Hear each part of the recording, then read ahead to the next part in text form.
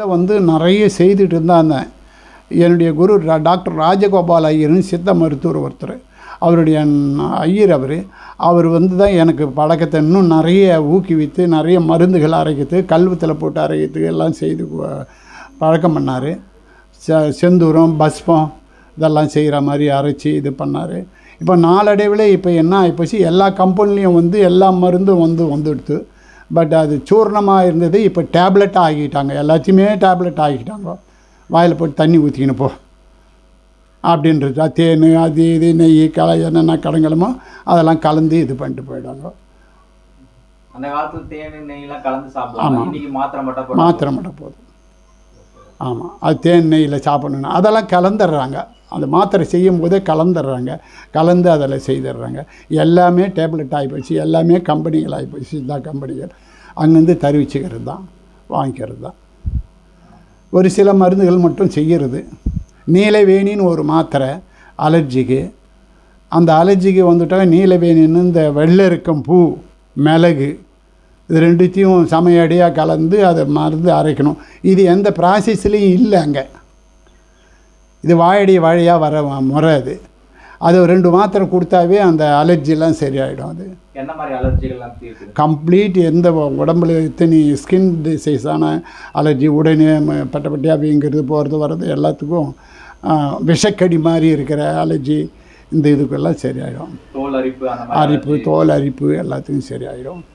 வேற என்னென்னலாம் அதில் அலர்ஜின்னு சொல்லிட்டு வராங்கவங்களுக்கு நீங்கள் அந்த மருந்து நீங்கள் செஞ்சு கொடுப்பீங்களா, இல்லை ஸ்டாக்கில் வச்சுருப்பீங்களா? ஸ்டாக்கில் வச்சுருப்போம். அது என்ன மாதிரி? அது மாத்திரையாக உருட்டி வச்சுக்குவோம். அது என்ன மூலிகை இது பண்ணீங்க? வெள்ளரிக்கம் பூ மிளகு இது 2 தான். வெள்ளரிக்கம் பூ மிளகு ரெண்டுத்தையும் நம்ம மாத்திரையாக மாற்றலாம். பொடியாக கல்லுத்தில் விட்டு அரைக்கணும். நல்ல மைய அரைச்சி அதுக்கப்புறம் அது சின்ன சின்ன மிளகு அளவுக்கு உருண்டையாக உருட்டி வெயிலில் காய வைக்காத நெழிலே காய வச்சு எடுத்துக்கணும். அது வீட்டிலே நம்ம போட்டுக்கலாம். வீட்டிலே போட்டுக்கலாம். இப்போ அது மாத்திரையாக அதுவே இப்போ பிடிச்சிடும். நமக்கு அந்த மையம் அரைக்கும் போது அது ரவுண்டாக பிடிச்சிடும். அது கையில் கூட ஒட்டாது. அந்த அளவு கையில் ஒட்டாத லெவலில் இது பண்ணிக்கலாம். அதை அந்த பூவே நம்ம அரைக்கணும். ஆமாம், வெள்ளரிக்கும் பூ மிளகும் சேர்த்து அரைக்கணும். கல்லுத்திலே அரைக்கணும். தண்ணி போடணுமா, இல்லை அப்படியே அரைக்கலாம். தண்ணி போட வேண்டிய அவசியம் கிடையாது. அதே நீர் இருக்குது இல்லையா, அந்த நீர்லேயே சரியாயிடும். அது அப்படியே போட்டு இது பண்ணி கொடுக்குது. அப்புறம் அன்னபேதி செந்தூரம்னு ஒரு செந்தூரம் நானே செய்கிறது தான். அது பெரும்பாலும் அன்னபேதியும் 51 நோயின் பேர். அன்னபேதியை வச்சுக்கின்னு 51 நோயை போக்கலாம். அன்னபேதின்றது என்ன மாதிரி நோய்? 51 நோய்களுக்கான தகவல்கள், அதுக்கு மைய நோய் ஏதாவது இருக்கா? இந்த நோய்களுடைய மையத்தில் தான் 51 நோய்களும் உருவாகுதுன்ற மாதிரி ஏதாவது இருக்கா? அப்படி இல்லை. இப்போது அந்த அன்னபேதி செந்தூரத்தை நம்ம செய்துட்டோம்னாக்கா, அன்னபேதி செந்தூரத்தை வந்து முதல்ல எலுமிச்சம்பழம் சாறு விட்டு அதை வெள்ளையாக பூத்துடும். அது பூத்துட்டு உடனே எடுத்து சுத்தம் பண்ணி மறுபடியும் தண்ணி விட்டு அலம்பி கழுவி சுத்தம் பண்ணி மறுபடியும் எலுமிச்சம் சாறு விட்டு வெடிப்பு சுண்ணம் வெடிப்பு கூட கலந்து போட்டிங்கன்னாக்கா மைய அரைச்சி புடம் போடணுங்க. அதை வெள்ளையை தட்டி 30-40 விரட்டில் புடம் போடும்போது அது செந்தூரம் ஆகிடுது. மறுபடியும் செந்தூரம் ஆகலாம், மறுபடியும் அரைச்சி மறுபடியும் போடலாம். நல்லா அரைச்சிங்கன்னா நல்ல செந்தூரம் மாதிரி ஆகிடணும். அதை சும்மா ஒரு சிட்டிக்கு அளவு எடுத்து தேன்லேயோ நெய்யிலையோ பால்லையோ வெண்ணிலையோ அனுபானங்களை மாற்றி கொடுக்குறதுல தான் இருக்குது.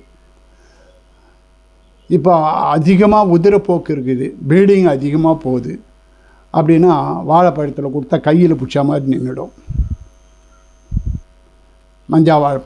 வாழைப்பழத்தில் கையில் பிடிச்ச மாதிரி நின்றுடும். அது அதிகமாக போனோம், சூதகம் வெளிப்படலை அப்படின்னு இருக்கும்போது பனை வெள்ளத்தில் கொடுத்தீங்கன்னா நல்லா போகும். புரியுதுங்களா? ஜுரம் இருக்குது, தேனில் கொடுத்தா போகும்.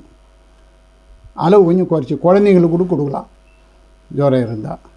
ஒரே மருந்து கொடுக்குற விதத்தில். ஆமாம் 51 நோய்கள் குணம். தேனில் நெய்யில் பாலில் வெண்ணில் இப்படி மாற்றி மாற்றி குடிநீரில் மிளகு குடிநீர், சீரக குடிநீர், செஸ்ட் பெயின் வருதுன்னா சீரக குடிநீரில் குடிச்சிங்கன்னா ஒரு சிட்டிக்கு போட்டு குடிச்சிங்கன்னா செஸ்ட் பெயினில் நல்லா போயிடும். அப்படி அந்த மாதிரி ஒரு இது வந்து எப்படின்னு கேட்டிங்கன்னா, இது எங்கள் குரு டாக்டர் ராஜகோபால் ஐயருடைய முறை இது. அவர் சித்த மருத்துவர். அவருடைய முறையை நான் பயன்படுத்துகிறது. அடுத்து வந்து நான் புக்கும் போட்டிருக்கேன். சித்த மருத்துவத்தை பற்றி ஒரு சில புக்குங்கள்லாம் போட்டு கொடுத்துருக்கேன் எல்லாருக்கும். அந்த புக்குங்களில்